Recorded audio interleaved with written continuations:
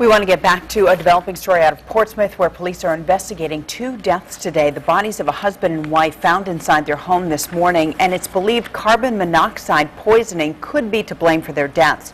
The fire department did detect carbon monoxide in two other apartments, and they were immediately evacuated. Joining us on the phone now is our Melanie Woodrow, who's at the scene. Melanie, that's a frightening idea for the folks who are living in other apartments as well. Yeah, that's exactly right, Carrie, and that is what police are saying out here, is that there was a couple in their mid-60s and that it was carbon monoxide that led to their deaths. And as you said, once folks got out here, they started testing the other apartments in this complex. They did find that of the 5 apartments, there were 2 others that were testing positive for carbon monoxide. The people in those apartments have been evacuated, and they're now in an ambulance on the scene being tested to see what, if any, effects they've had. Now, police have not been able to give us the total number of residents that are being evacuated here.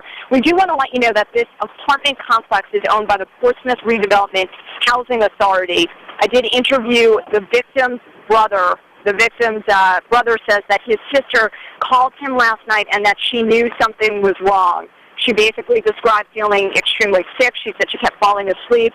Another family member went to check on her, determined that she seemed to be okay, and then, of course, this morning when they didn't hear from the family, they came out again. It was about 9 o'clock that they discovered both the woman and the man that she lived with, a couple in their 60s, had died from carbon monoxide poisoning. Now, according to police and according to the residents that live out here that stay in these apartments that are, again, owned by the Portsmouth Redevelopment Housing Authority, each of these apartments has a carbon monoxide detector. Police say that they are both battery-operated and hardwired, but obviously there's some suspicion that in this case the carbon monoxide detector did not work. Now, I did put in a call to the Portsmouth Redevelopment Housing Authority. We're still waiting to hear back from them. The family members are also telling me, and this is unconfirmed by police, but according to the family members, the couple that lived in this apartment had some type of gas leak coming from their stove. They had been complaining to Portsmouth Redevelopment Housing Authority, and according to the family members, Portsmouth Redevelopment Housing Authority just